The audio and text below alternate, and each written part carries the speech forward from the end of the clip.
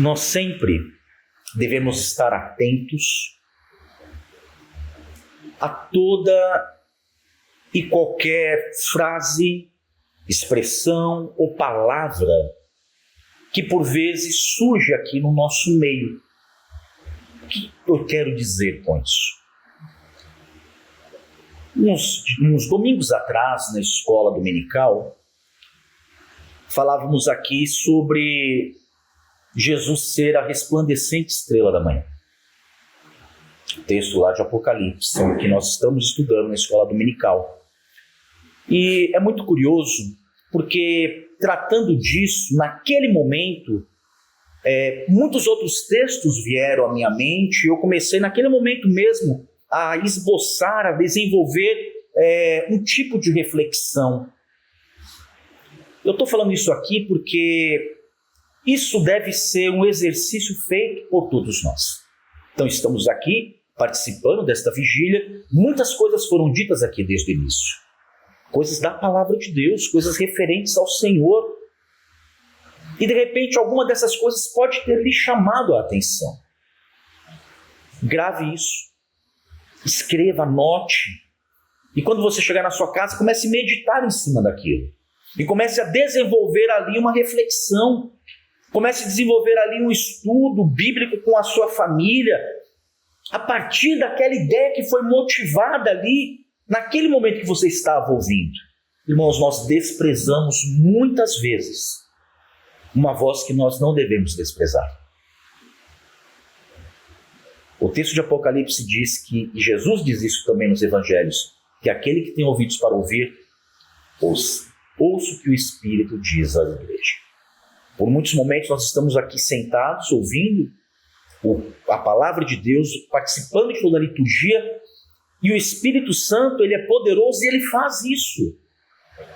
Numa determinada palavra, uma determinada expressão, um determinado entendimento, ele fixa a nossa atenção naquilo. Ele fala conosco naquele momento. E nós, às vezes, tomamos aquilo por comum, quando nós deveríamos atentar. E aí você vai desenvolver isso. Chega na sua casa, começa a escrever, refletir em cima daquilo que foi dito. Chama ali o teu filho e reflete com ele, chama a tua mulher, chama o teu marido. Então, foi isso que eu fiz. Eu estava aqui dando aula, mas o Espírito de Deus falou profundamente comigo naquela aula. E na expressão em algo que o irmão Paulo falou, sentado ali no fundo. E aí eu fiz o quê? Eu desenvolvi uma reflexão para hoje, para nós meditarmos aqui. Eu coloquei ali, coloquei. Não precisa. Fica tranquilo. O amanhecer da misericórdia, quando o sol da justiça dissipa a noite escura da alma. E há momentos de muita escuridão na nossa alma. Como diz um ditado popular, não sei se você já ouviu, tem dia que parece que é de noite. E você fica ali perdido, cego, sem esperança. Mas o Senhor, Ele é o sol da justiça. Abra a palavra de Deus. Eu quero meditar em alguns textos, mas quero primeiro ler um texto, e vamos ler alguns textos nesta noite. Não vai ser um estudo expositivo, porque eu não vou pegar um texto e expor esse texto, vai ser um estudo temático, com vários textos a respeito de uma única verdade em vários textos. Primeiro vamos aqui no livro de Salmos, Salmo de número 30.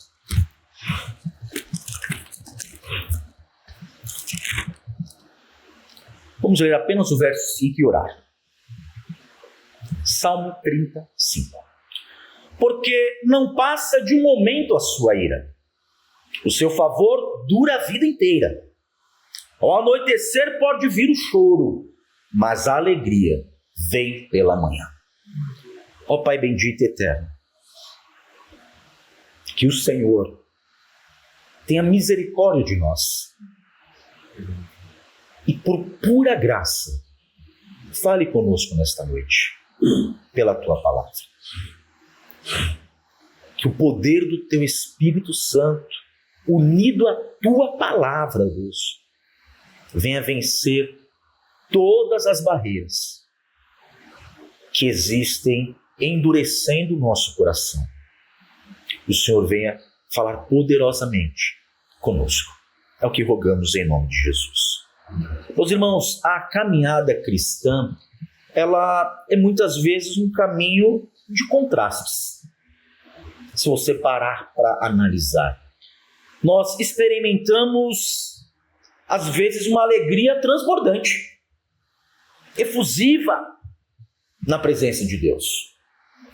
Mas também existem aquilo que chamamos de as noites escuras da alma,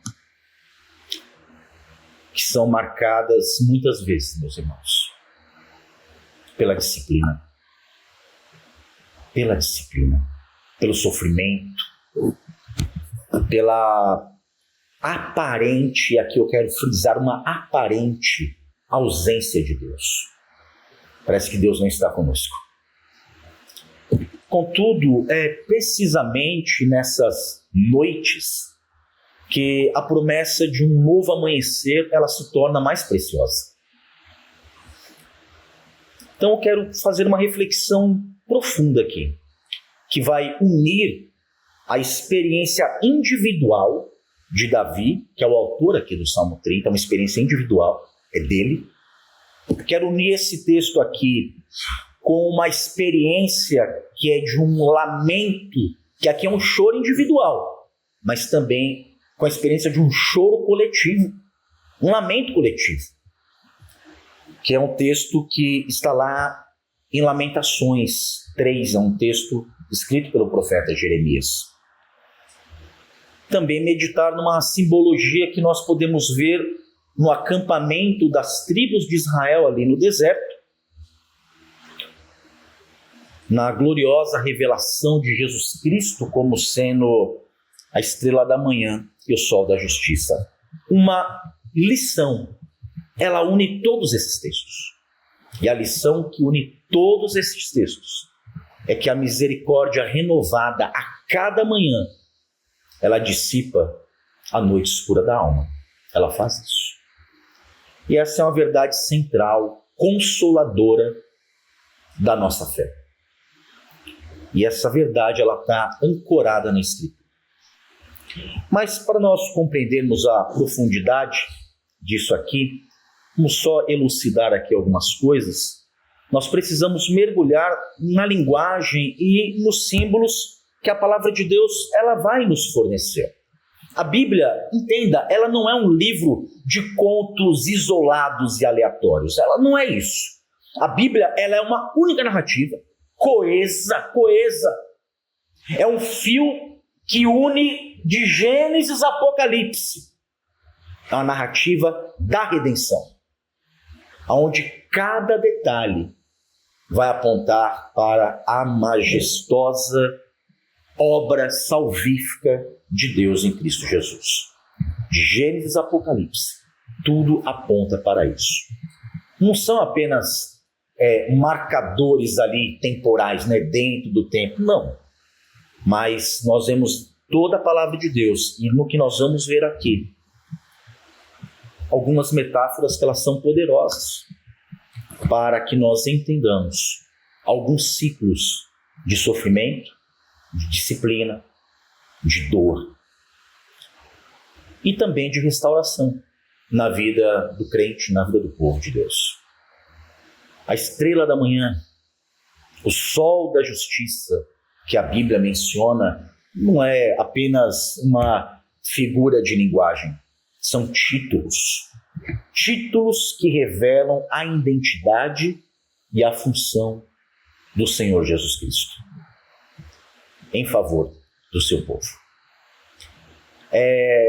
Aquela organização do acampamento no deserto, todas as tribos ali acampadas, as direções para onde ficavam a entrada do tabernáculo, qual tribo acampava em qual parte, tudo aquilo ali nós podemos falar que é um desenho geométrico da esperança.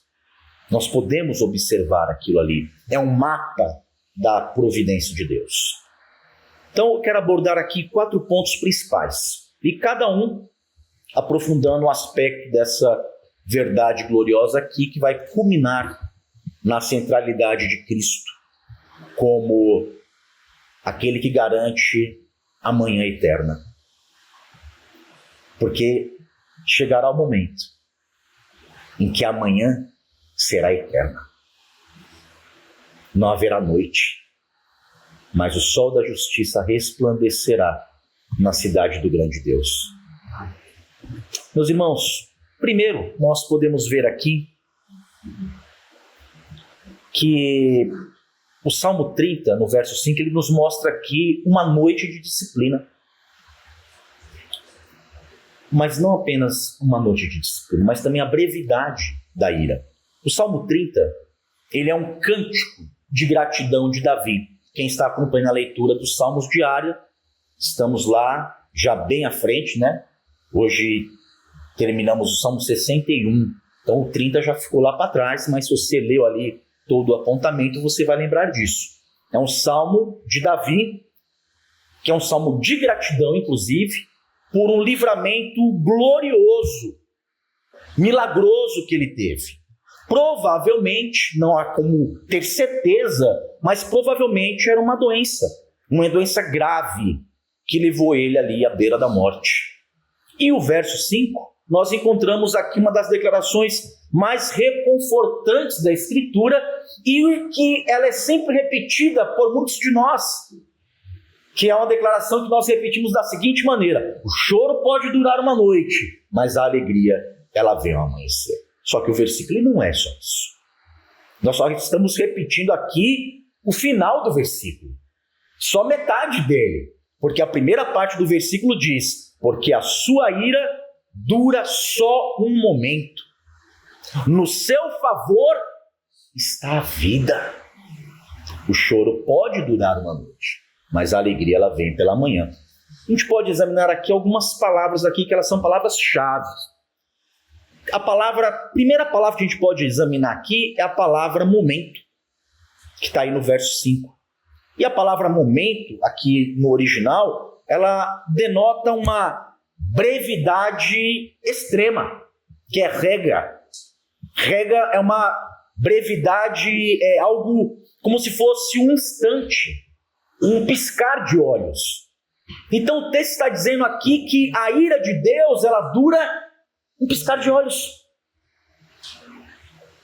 E ela é colocada em contraste com o favor de Deus, que também está aí no texto. A palavra favor, que é ratson, que significa benevolência, agrado, a boa vontade. Veja que a ira de Deus, ela dura um piscar de olhos, mas o favor de Deus diz aqui que dura a vida toda. Olha que contraste. Às vezes nós temos uma noite escura de disciplina de Deus. E Deus disciplina o seu povo. E dói, machuca, sofremos. Mas não se desespere, porque isso dura apenas um piscar de olhos. O favor de Deus, que vai lhe restaurar, dura a vida toda. Então, existe esse contraste aqui. Isso aqui ensina uma verdade fundamental sobre o caráter de Deus. Que a ira de Deus, embora ela seja uma ira real, justa, na vida dos seus filhos, ela é sempre transitória. Ela é sempre limitada no tempo. Deus não vai manter os seus filhos numa disciplina eterna, mas Ele vai discipliná-los por um momento e vai restaurá-los. É assim que Deus trabalha com o seu povo. Este é o tratamento paterno para com os seus filhos. Enquanto o amor e o favor de Deus é um favor inabalável, eterno, não acaba. Se você pegar ali os comentários de Salmos, principalmente os comentários de Calvino, é muito, muito bom. Não sei se alguns irmãos aqui têm.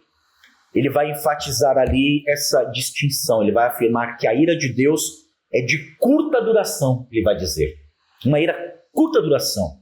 Porque na economia da salvação, essa ira de Deus, ela foi plenamente satisfeita em Cristo. Por isso que sobre nós ela é de pouca duração. Porque Jesus Cristo, ele sofreu toda a ira de Deus. A nossa impaciência, irmãos, ela nos faz sentir cada minuto de aflição como se fosse uma eternidade. Não é isso? Não, mas quem está sofrendo sou eu, você não entende. Realmente, você não entende, está sofrendo sou eu mesmo. E nós colocamos uma ênfase que parece que é o fim do mundo. Não estou aqui minimizando a sua dor, não é isso. Mas quando você coloca em contraste com o favor de Deus, o que é essa dor? A fé, irmãos, ela nos permite ver a brevidade do castigo à luz da eternidade da graça. A outra palavra que me chama muita atenção nesse texto é a palavra ira. No caso aqui, a ira de Deus. E eu nunca tinha pesquisado o significado dessa palavra, eu fiquei assim bem surpreso. Eu não vou me atrever a falar, porque se eu já pronuncio muito mal o grego, o hebraico é pior ainda. Tem que puxar vários R's aqui, eu não vou me atrever a fazer isso. Mas a palavra ira, que originalmente ela significa, sabe o quê? Nariz. Olha que curioso. Ou então, respiração ofegante. Essa é a palavra ira aqui nesse texto. Não é um acesso de fúria descontrolada, mas é uma reação santa e justa de Deus. Um Deus que é santo e que é perfeito contra o pecado. Em outras palavras, é como se Deus respirasse ofegantemente contra o pecado. É isso que ele faz. É uma ira que serve a um propósito que é pedagógico, é uma ira que nos ensina. Porque o castigo ele é pedagógico. Quando você castiga o seu filho por algo que ele fez, você está fazendo o quê? Ensinando. E Deus também nos disciplina, nos castiga para nos ensinar. Muitas vezes, para quebrar, sabe o que em nós? Nossa autoconfiança. Deus, ele precisa quebrar esse senso, desculpe a expressão, esse senso ridículo que nós temos, essa presunção de autossuficiência. Deus, ele precisa quebrar isso em nós. E o que acontece no Salmo 30 é justamente isso. Porque o Salmo 30, nós lemos aqui o verso 5, mas observe o verso 6. Davi, ele confessa aqui porque a ira de Deus estava sobre ele. Ele confessa aqui porque que essa ira que dura só um momento estava fazendo ele sofrer. Ele confessa o motivo disso. Ele vai dizer no verso 6. Quanto a mim, dizia eu, na minha prosperidade, jamais serei abalado. Olha a presunção. Olha a autossuficiência de Davi. Jamais serei abalado, disse eu na minha prosperidade. A noite do choro e da disciplina aqui de Davi, ela foi necessária para que ele reconhecesse a total dependência que ele tinha de Deus e que ele não poderia confiar em si mesmo. É isso que essa noite de choro fez Davi compreender. Então o choro, irmãos, entenda, é uma resposta natural à dor, ao arrependimento. Quando nós sentimos a dor, quando nós nos arrependemos, o choro é uma reação o quê? Natural. O choro acompanha essa fase de correção, mas o choro ele tem um prazo de validade. Ele tem um tempo determinado, porque a alegria ela está prometida para o amanhecer. Então nós podemos ter uma noite escura na alma, de choro, de dor e de disciplina. Ela pode durar uma noite mesmo, mas essa noite pode se prolongar por dias, por semanas, por anos.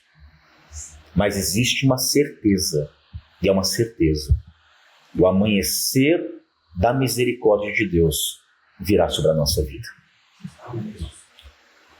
Mas vamos partir agora aqui para um outro texto, que eu quero falar agora aqui do amanhecer da esperança. Se eu fosse falaria do oriente da esperança, que é justamente a disposição das tribos de Israel ali no deserto durante o tempo da sua peregrinação até chegar à terra prometida. Então, se a misericórdia ela se renova a cada manhã, se a alegria ela vem pela manhã, para o povo de Israel no deserto, essa esperança aqui ela ganhava uma dimensão realmente espacial, simbólica, mas profunda. A organização do acampamento de Israel, não sei se os irmãos têm essa imagem na mente, era para eu ter trazido a imagem, né? A imagem na mente, mas ela está descrita ali no capítulo 2 do livro de Números. Se você quiser abrir, nós podemos ler esse texto. E não era uma disposição aleatória, Números 2, tá? Era, como alguns teólogos chamam, era a geometria da esperança, divinamente ali ordenada. Então, no centro do acampamento, no centro, ficava o tabernáculo. E o tabernáculo, ele simbolizava o quê? O local da presença de Deus. Ao redor do tabernáculo, ficavam dispostas as 12 tribos de Israel. E era uma ordem assim precisa. Tinha que realmente cada uma ficar no seu devido lugar. E quem ordenou isso foi o próprio Deus. E aqui há um ponto crucial: a tribo de Judá. A tribo de Judá é a tribo da qual viria o Messias, da qual viria o Senhor Jesus Cristo. Essa tribo ela era estrategicamente posicionada no leste do acampamento, na parte oriental do acampamento, virada para o nascer do sol, porque o sol nasce do leste para o oeste. Então a tribo de Judá ela ficava disposta ali de frente para o nascer do sol. Números, capítulo de número 2, verso 3. Alguém que achou, leia por favor. Se quiser acampar no lado oriental. Do lado oriental. Para o nascente. Para o nascente, o nascer do sol. Parte do arraial de Judá, segundo as suas turmas. Ou seja, Nação, filha de Aminadab, será príncipe dos filhos de Judá. Ou seja, a tribo de Judá vai ficar acampada de frente para o nascente. O que é o nascente? O nascer do sol. Então, inclusive, não apenas a tribo de Judá, mas a própria entrada do tabernáculo, que era o único acesso ali à presença de Deus, também era voltada para o nascer do sol. Está em Números aí? Abra no capítulo 3, verso 8, e leia o verso 38. Números 3, 38. Leia esse verso, por favor. Os que se acamparam diante do tabernáculo, ao oriente, diante da tenda da congregação, que é o tabernáculo, para o lado do nascente, serão Moisés e Arão, os seus filhos, tendo a seu cargo os ritos do santuário, para cumprirem seus deveres prescritos em prol dos filhos de Israel, o estranho que se aproximar dela. A tenda, vou falar assim, a barraca, por assim dizer, de Moisés, ela ficava bem na frente da entrada do tabernáculo. A entrada do tabernáculo e a tenda de Moisés ficavam também voltadas para o nascer do sol. E a palavra hebraica para oriente não significa apenas uma direção geográfica como em português, né? Tem um significado mais impressionante. A palavra oriente em hebraico significa antigamente, ou então eterno. Isso aqui liga o nascer do sol à eternidade de Deus.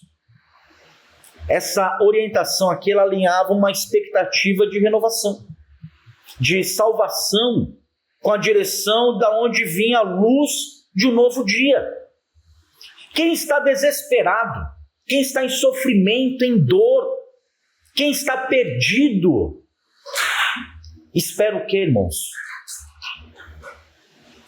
O nascer de um novo dia, uma nova esperança, um novo momento, uma nova oportunidade. Então, olhar para o Oriente significava para eles olharem para uma fonte de esperança, o lugar da onde a alegria amanheceria, um lugar onde as misericórdias elas se renovariam. Então, para o israelita ali no deserto, ao acordar, olhar ali a entrada do tabernáculo, o que ele via nascendo sobre o tabernáculo todos os dias? O sol. O que ele via nascendo sobre a tribo de Judá todos os dias? O sol. Então, a linhagem messiânica, a linhagem do Senhor Jesus Cristo. Isso iluminava o caminho para a presença de Deus. Isso aqui para eles era um lembrete diário de que a salvação ela viria daquela direção. Então havia um simbolismo. Mas o Senhor Jesus Cristo, ele é referido na Escritura como um arauto, um anunciador de uma nova aurora, de um novo tempo. Jesus ele é referido como a estrela da manhã e como o sol da justiça. Para aprofundarmos um pouco mais aqui a nossa compreensão da manhã como um tempo de misericórdia renovada, a própria figura de Jesus, como nós vimos lá em Apocalipse, como a resplandecente estrela da manhã, Apocalipse 22:16, leia esse texto, por favor. Isso aqui oferece uma dimensão essencial a respeito de Cristo. Apocalipse 22:16. Alguém leia.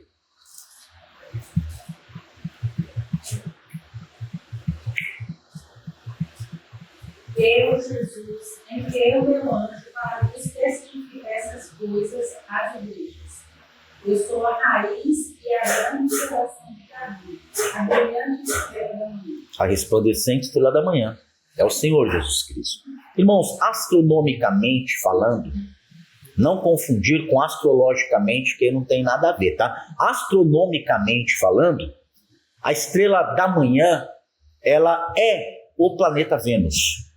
Ela é o planeta Vênus, que brilha intensamente ali no céu, pouco antes do nascer do sol. Então, se você ficar acordado a noite toda, para ver o raiar do sol, num dia de céu limpo, você vai poder observar que a última estrela a se retirar, por assim dizer, né, é o planeta Vênus. Ele é a resplandecente estrela da manhã. Então, pouco antes do nascer do sol, ele é o último corpo celeste a desaparecer antes da aurora plena. Ele não é o sol, entenda, ele não é o sol. Mas o brilho dele anuncia a iminência do dia. O dia está raiando. O dia está começando. É isso que ele anuncia. Ele é um arauto que anuncia o que está por vir. Este é o planeta Vênus, né, por assim dizer. E a palavra grega para estrela da manhã, né, aster ortinos, interessante, é qualificada aqui com adjetivo. Não é apenas uma estrela da manhã, mas tem um adjetivo que qualifica.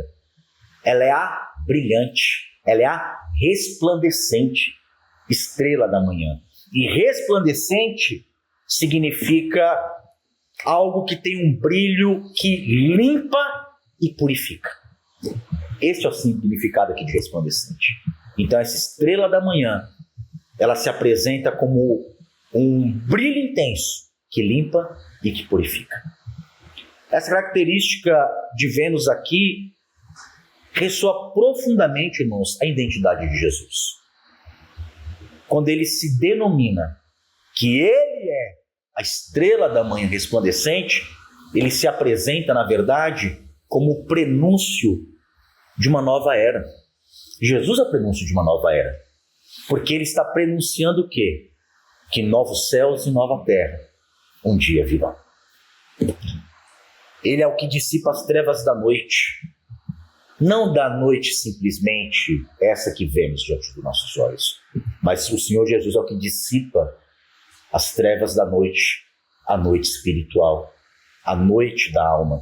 Ele anuncia a chegada de um dia que é um dia eterno, o dia da graça, o dia da redenção sobre aqueles que estão em trevas.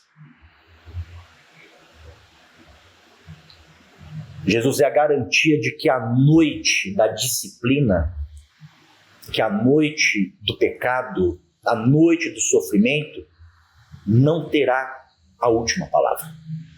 Porque não terá mesmo. A presença dele, mesmo na escuridão, é a promessa de que a misericórdia de Deus ela está a caminho. E que a alegria ela virá com o amanhecer.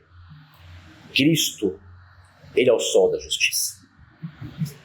E ele é a substituição penal. Isso é muito interessante de se observar. Eu estava lendo ali um pouco de Spurgeon e lendo um pouco de Calvino para eu entender um pouco isso aqui. Eu achei isso aqui muito, muito bom. Tanto Spurgeon, mais até Spurgeon, mas tanto um quanto o outro, Calvino e Spurgeon, eles aprofundam aqui essa compreensão quando eles conectam a brevidade da ira lá do Salmo 30, verso 5, com a obra redentora de Cristo na cruz. Eles fazem isso perfeitamente. Calvino vai enfatizar que a ira de Deus é de curta duração, porque na economia da salvação, ela foi plenamente satisfeita em Jesus Cristo. Ou seja, a noite da ira divina, que deveria recair sobre toda a humanidade pecadora, ela foi experimentada por Cristo em nosso lugar. Cristo recebeu todo o castigo de Deus. Toda a ira que seria para nós foi despejada sobre o Filho. Jesus sofreu a verdadeira noite escura da alma. A prova disso foi algo que aconteceu e que é um simbolismo profundo. Mateus 27, 45, abra e leia, por favor. Isso aqui é a crucificação do nosso Senhor.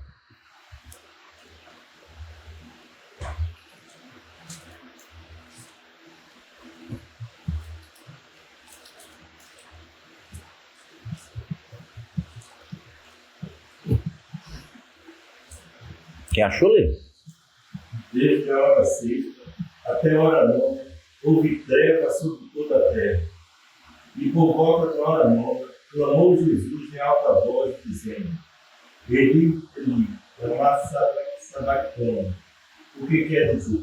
Deus meu, por que me desamparaste? E alguns criaram o espaço, vindo isso, disseram: eles são poderosos.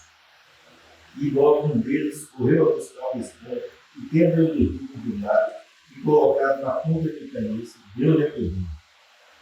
Até aí tá bom, irmão Paulo. Só 45. Desculpa. Eu sei que o texto é bom, a gente quer ler todo, né? Mas é só 45. Irmãos, o texto está narrando que durante 3 horas, na crucificação de Cristo, durante 3 horas, antes dele morrer, expirar, houve o quê? Trevas.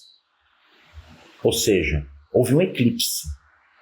O sol foi o quê? Obscurecido. Houve trevas. As trevas que cobriram a terra durante a crucificação, elas simbolizam essa noite de castigo. Só que no caso aqui um castigo vicário, um castigo substitutivo. Ele, justo, sofreu castigo no nosso lugar, injustos que somos. Cristo sofreu a noite de sofrimento da alma. Ele sofreu a penalidade devida aos nossos pecados. O castigo foi tão grande que o nosso Senhor, ele exclama naquela cruz. O que ele exclama? Que ele foi abandonado por Deus. Deus meu, por que me desamparaste? Ele sofreu o desamparo, ele sofreu o castigo, a dor da alma, para que eu e você, nós não fôssemos desamparados por Deus. Ele sofreu para que nós não soframos. Spurgeon, ele vai numa linha muito parecida. Ele vai dizer, ele vai utilizar aqui a imagem de Cristo, não como a resplandecente estrela da manhã, mas ele vai usar a imagem de Cristo como o sol da justiça. Abre Malaquias 4:2, leia, por favor. Spurgeon vai falar que Jesus é o sol da justiça, que raia com a cura em suas asas. Ou seja, que esse sol da justiça é o que traz cura para a nossa alma, é o que Spurgeon vai dizer. Leia Malaquias 4:2. Mas para vós outros que temeis o meu nome, nascerá o sol da justiça, trazendo salvação das suas asas. Saireis e saltareis como bezerros soltos da estrebaria.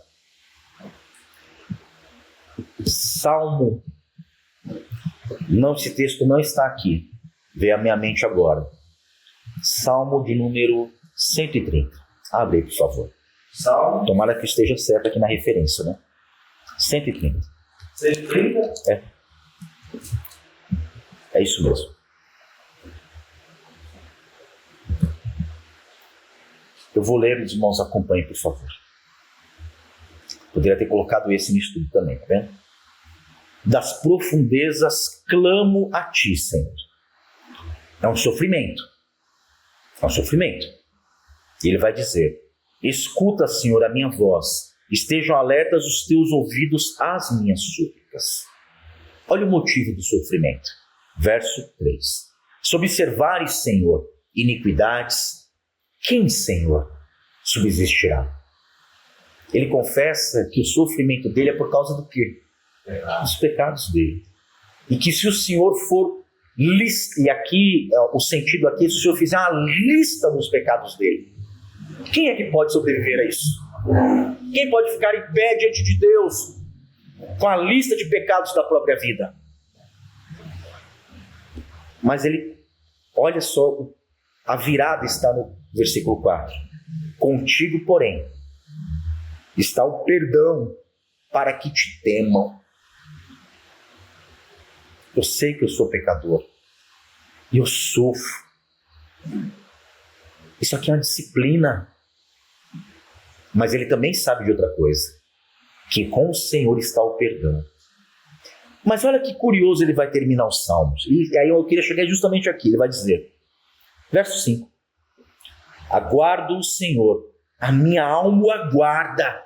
Eu espero na sua palavra. A minha alma anseia pelo Senhor. E olha a forma, olha como ele vai simbolizar isso. Ele vai dizer: a minha alma anseia pelo Senhor, olha só, mais do que os guardas, pelo romper da manhã. Mais do que os guardas, pelo romper da manhã.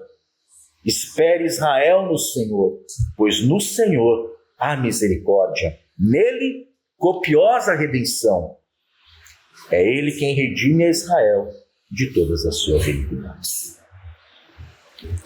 Cristo Jesus é o sol da justiça. É aquele que raia sobre a nossa vida nos momentos mais escuros que nós passamos, seja de disciplina, de dor, de sofrimento. Confie no Senhor, que no momento certo, meus irmãos, Ele trará uma aurora de esperança real para a nossa vida. Esse texto, o Salmo 130, ele é maravilhoso. Ele foi esse texto que me sustentou durante muitos meses de disciplina. Eu fui disciplinado e durante muitos meses eu só conseguia ir para a igreja amparado no que estava escrito aqui. O pastor Miguel sentou comigo e leu esse texto. E esse texto ficou gravado. E ele me sustentou, porque eu sabia que aquela noite escura ela ia passar. E que o Senhor raiaria sobre a minha vida como o sol da justiça. Mas deixa eu voltar aqui no meu estudo. Podia ter colocado esse texto junto, né? Vai entrar para outro dia. Há duas palavras que chamam a atenção aqui também no texto de Malaquias. É interessante que a palavra sol, shemesh, e justiça, elas são palavras que, quando elas são colocadas juntas aqui, é como se o profeta Malaquias ele visse o amanhecer físico, ou seja, o sol, né, raiando, né, o amanhecer físico, com um eco de um amanhecer espiritual, trazendo o quê? A graça e a justiça de Deus para a alma daqueles que creem. É por isso que ele fala o sol da justiça. É um novo dia que surge após a escuridão do pecado, do julgamento. A nova manhã de misericórdia, irmãos, ela é um fruto direto da obra de Cristo Jesus. Porque Jesus, entenda, eu quero muito que você entenda isso. Jesus, ele exauriu a ira divina. Toda a ira de Deus foi exaurida em Cristo. E se ela foi exaurida em Cristo, ela não recairá mais sobre nós. Por isso que o salmista diz que em nós ela dura apenas um breve momento, é um piscar de olhos. Ao nosso favor está a vida.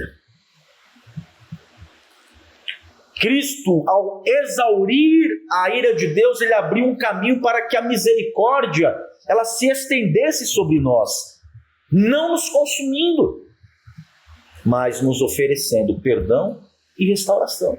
Foi isso que ele fez. Jesus é aquele que dissipa as trevas do pecado e da morte. Jesus é a plenitude da luz. Ele é a estrela da manhã. É ele que anuncia todas essas coisas. Então, só resumindo aqui, como Vênus, né? Jesus ele brilha na escuridão da nossa noite, refletindo o resplendor da glória do Pai. É por isso que Paulo vai escrever isso aos Colossenses, que Jesus é a imagem o quê? Exata de Deus. Ele é o resplendor da glória de Deus. Ou seja, ele é a luz fulgurante do Pai. Jesus ele é diferente de todas as outras estrelas, assim como Vênus é diferente de todas as outras estrelas. Jesus é diferente de estrelas que se apresentam por aí com falsas esperanças. Jesus é a única luz verdadeira capaz de nos guiar em meio à escuridão.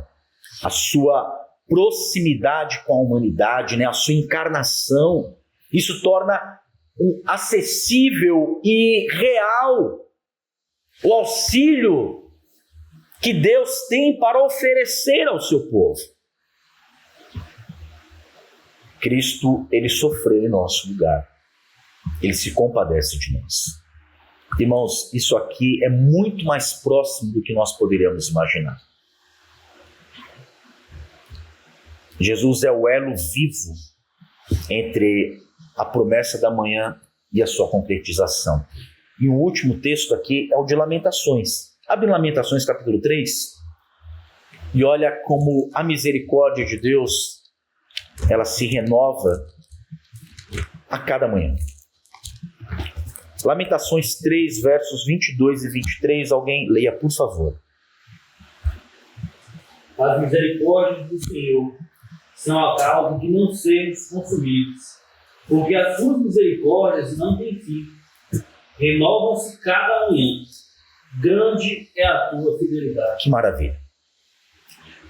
Davi, a personificação de um sofrimento pessoal, individual, é ele sofrendo por causa do pecado dele. Mas aqui nós temos um sofrimento, uma disciplina que não foi pessoal, mas que foi coletiva, foi para todo o povo de Judá. Então, no auge do sofrimento e da disciplina que Deus trouxe sobre o reino de Judá, Jeremias ele proclama aqui uma verdade que transcende a desolação. Então havia desolação, a cidade queimada, o templo queimado, pessoas mortas, a cidade sendo saqueada, pessoas sendo levadas para o cativeiro. Jeremias ele proclama aqui uma verdade que vai transcender, que vai ultrapassar tudo isso. Ele vai dizer que as misericórdias do Senhor, elas são a causa de não sermos consumidos, porque as suas misericórdias não têm fim. Elas se renovam a cada manhã. Grande é a tua fidelidade. Irmãos, vamos nos deter aqui em algumas palavras que dão substância para essa promessa. Tem uma palavra aqui que talvez ela seja uma das palavras que eu mais amo na Escritura, que é a palavra misericórdia. E aí você vai ter que olhar mesmo aí para o texto, tá? Ele vai dizer que as misericórdias, essa primeira palavra misericórdias que aparece aí no texto é recede. E recede, a tradução literal, sabe qual é? Amor pactual. Amor pactual.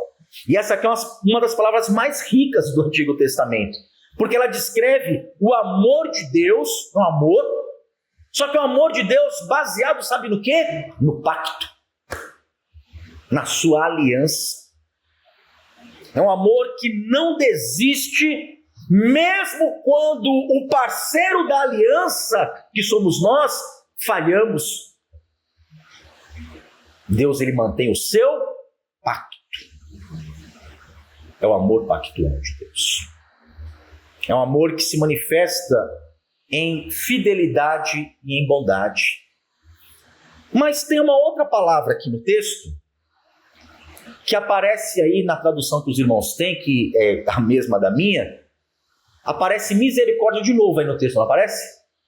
Só que aí no original já é outra palavra, não é mais recebe. Não. A palavra que aparece agora aí é... Como é que fala isso aqui? Rahan. Rahan. Horrível, né? Desculpa. Então a palavra Rahan aqui, ela aparece aí no verso 22 pela segunda vez. E a tradução literal dela, sabe o que é? Útero. Útero. Útero. Útero. Evocando aqui, sabe o que? Um amor visceral. Um amor materno, um amor de cuidado profundo, de cuidado terno. Onde as crianças são geradas? Útero. Aqui dentro. Lógico que a anatomia bíblica, ela não é assim, feita para descrever perfeitamente a anatomia, não é isso. Mas é algo que é gerado aonde? Na entranha. Esse amor, irmãos, é o amor de Deus. Ele é tanto pactual, como ele é um amor entranhável. É um amor, e é esse amor que impede que nós sejamos consumidos. Nós não somos consumidos, porque Deus tem um pacto com o seu povo. Nós não somos consumidos, porque Deus tem um amor entranhável pelo seu povo. E ele vai dizer que é isso que impede que nós não sejamos consumidos. E consumido aqui significa literalmente ser aniquilado. E foi isso que aconteceu. Porque o povo de Judá foi castigado, mas foi aniquilado? Não. Então, toda essa exegese que fizemos aqui, pequena, né? Sim, por assim dizer, mostra que o amor pactual de Deus impede a aniquilação do seu povo. Então, quando você estiver sofrendo e pensando, eu não vou aguentar, eu vou morrer, saiba, você não será aniquilado. E a rocha sobre a qual essa promessa é fundada é na fidelidade de Deus. Porque o texto continua dizendo: grande é a tua fidelidade. As misericórdias do Senhor são a causa de não sermos consumidos, porque as suas misericórdias não têm fim, elas se renovam a cada manhã. Grande é a tua fidelidade. E fidelidade aqui significa estabilidade, confiabilidade, firmeza. Então a fidelidade de Deus é a garantia de que, por mais escura que seja a nossa noite, as suas misericórdias, elas vão se renovar. E as misericórdias, elas são novas, não entenda. Não há misericórdia nova porque Deus muda e faz uma nova misericórdia, não. Ela é nova porque as nossas necessidades mudam a cada dia. Eu preciso amanhã de novas misericórdias porque eu tenho novas necessidades. E amanhã e depois eu vou precisar de novas misericórdias porque eu tenho novas necessidades. A fidelidade de Deus é como um sol. Quando é que o sol falha em nascer, irmãos? A misericórdia de Deus é como o sol, nunca falha em nascer. Pode ser a noite mais tempestuosa da sua vida. Pode não ser lugar, mas o sol vai raiar. E na doutrina, que chamamos de doutrina da substituição penal, essa verdade ela ganha mais brilho ainda. Porque nós não somos consumidos porque Cristo foi consumido no nosso lugar. Cristo foi consumido. A ira de Deus que deveria nos aniquilar foi derramada sobre o seu Filho naquela cruz. Jesus, ele esgotou o cálice da ira para que nós pudéssemos receber apenas o favor que dura a vida toda.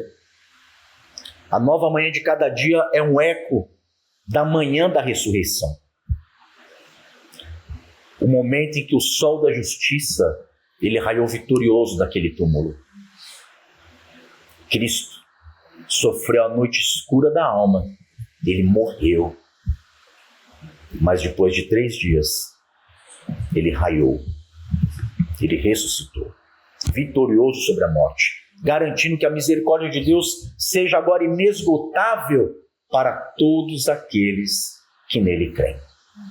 Então a noite escura da alma, aquela em que os nossos primeiros pais nos lançaram no Éden, porque foi isso que Adão fez. Ele lançou toda a humanidade na escuridão.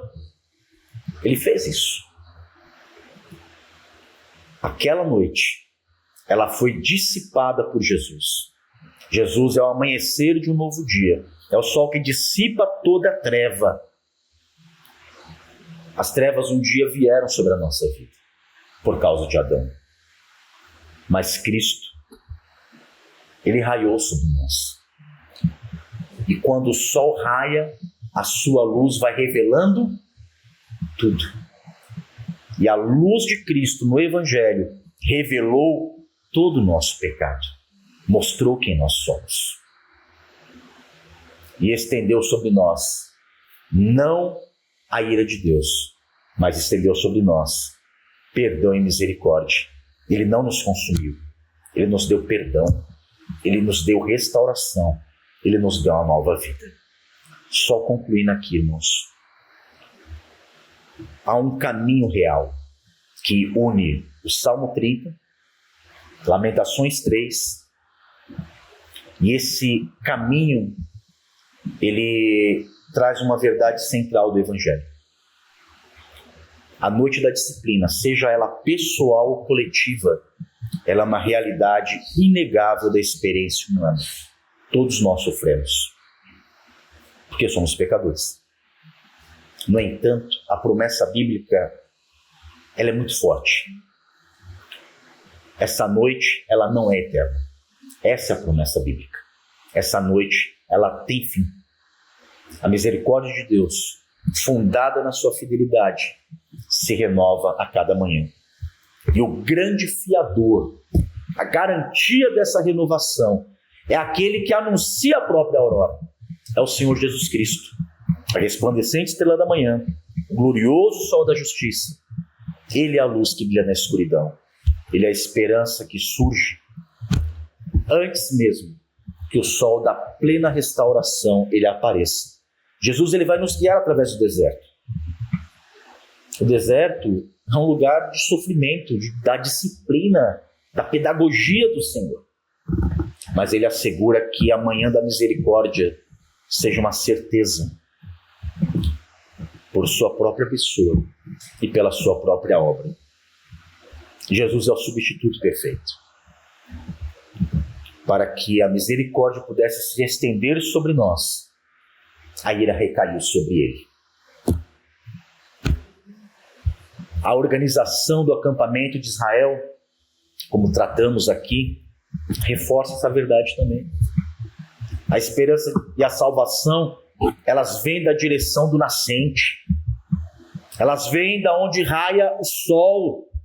Então, a lição que une esses textos é que, mesmo na mais profunda noite da nossa existência, nós podemos olhar para Jesus, para que Ele resplandeça sobre nós. Irmãos, que essa verdade, ela console o teu coração quando a noite escura te afligir. E não pense que ela não vai, porque ela vai.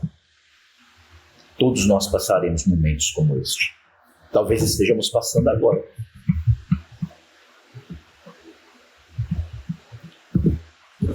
Que isso aqui te impulsione a viver cada novo dia, sabendo que a cada dia Deus tem novas misericórdias para nós, como um sol raia sobre cada dia. Amém? Vamos orar.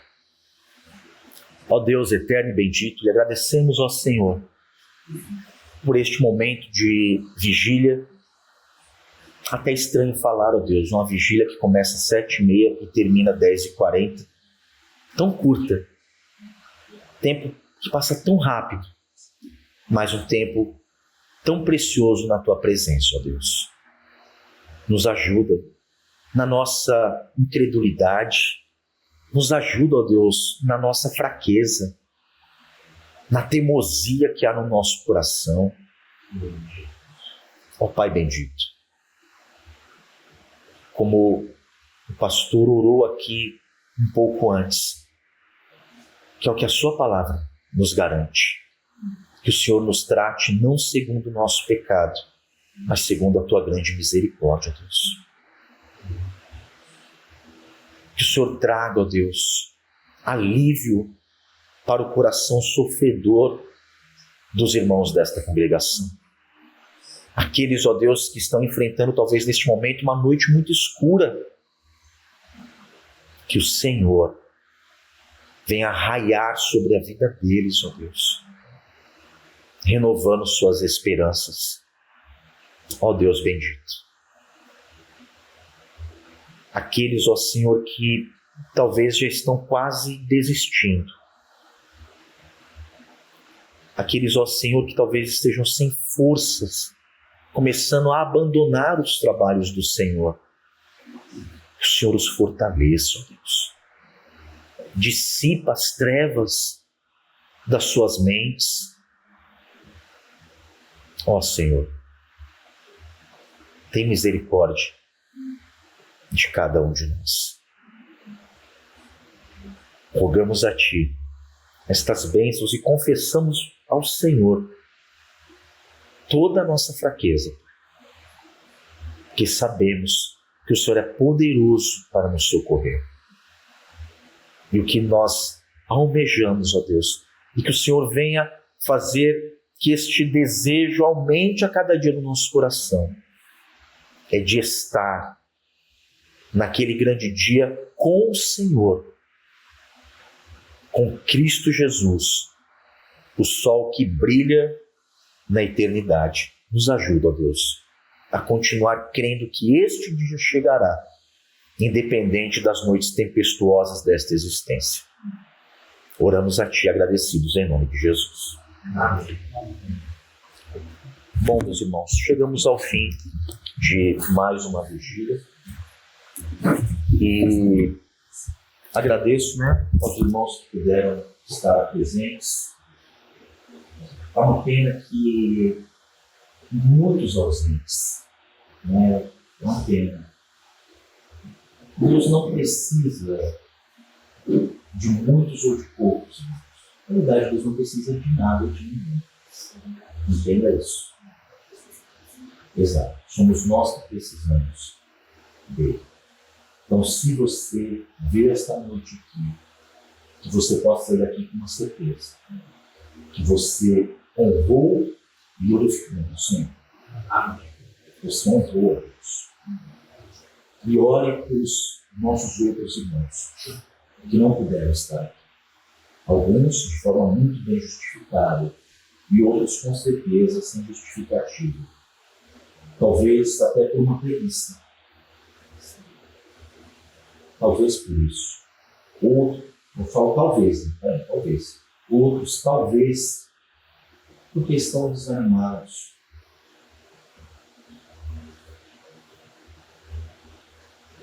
Uma doença, ela é um motivo muito justificado. Não é um motivo justificado. Um imprevisto de última hora, um trabalho que se estende, você tem que fazer, são motivos justificados. O desânimo não é isso. Que na verdade é justamente na comunhão dos santos, pela palavra de Deus, que o Espírito ele vai restaurar a alma, vai trazer refrigério, vai alimentar o cansado e vai dar novas forças para ele. Então o desânimo não é um motivo justificado para que você não venha para a casa do Senhor. Então pense nisso e ore pelos irmãos dessa congregação. Amém? Então, nós teremos, como o pastor já avisou, o aniversário da igreja. Divulguem, compartilhem o card que está lá no grupo e estejam orando. Eu, pregando esses dias, eu falei algo e aquilo ficou assim mapeando na minha mente. Deus ele prepara isso. Pedro e Cornélio. Deus ele prepara. O pregador e o ouvinte. E Deus promove um encontro deste. Foi isso que Deus fez aqui nessa noite. É isso que Deus faz aqui em todo culto. E é isso que Deus fará no aniversário da igreja. Ele está lá preparando o pregador. Está preparando todos os nossos ouvintes. Oremos para que o encontro deste dia possa render glória para Deus. Amém? O pastor Ronaldo faz a oração final, despedindo-nos para as nossas casas, em nome do Senhor Jesus. Soberano Deus e Deus Pai, rendemos graças mais uma vez por essa bênção maravilhosa concedida a cada um de nós. Passarmos esse momento tão curto aqui na tua casa, Senhor, mas com certeza um momento de gratificação ao qual falou aos nossos corações. Amemos também, Senhor, e te agradamos, mesmo na consciência de seres pecadores miseráveis. Neste momento, Pai, nos conduz de volta aos nossos lares para a tua graça, da tua santa e maravilhosa proteção, para que possamos ter uma noite reparadora. E que amanhã, segundo a sua graça, possamos estar aqui novamente na Escola Bíblica Dominical para continuarmos aprendendo da tua palavra, sendo edificados pela mesma, cultuando ao Senhor logo mais na noite. Aqueles que não puderam vir nesta noite, como diz o teu servo, Pai, não compete a nós os julgarmos, mas entregarmos na tua presença. Que o Senhor esteja abençoando, Senhor, para que eles possam amanhã estar aqui também junto conosco neste lugar, para te adorar e dizer o teu nome. E é em Cristo, Pai, para a glória dele, que nós oramos e agradecemos, Senhor. Amém. Amém.